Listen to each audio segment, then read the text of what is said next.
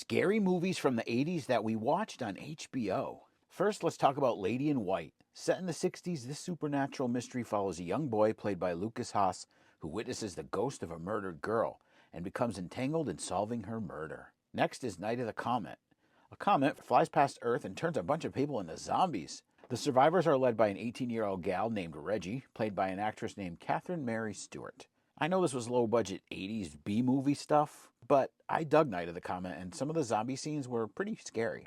Creep Show, an anthology film directed by George A. Romero and based on stories written by Stephen King.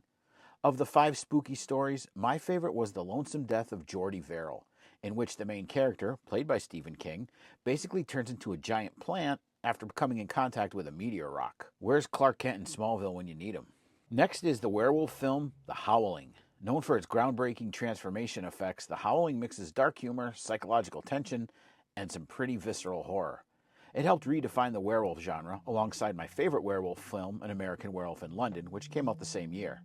I also remember catching that one on HBO, but not as much. Next on my list is Fortress, an Australian thriller featuring a school teacher and her students who are kidnapped by masked men, leading to a gripping tale of survival. I remember it really scared the heck out of me back in the day, especially the masked assailant known as Father Christmas. And finally, we'll talk Swamp Thing. I love this creepy monster film, and I remember thinking I was getting away with something when I watched it on HBO during the day, because it was rated PG.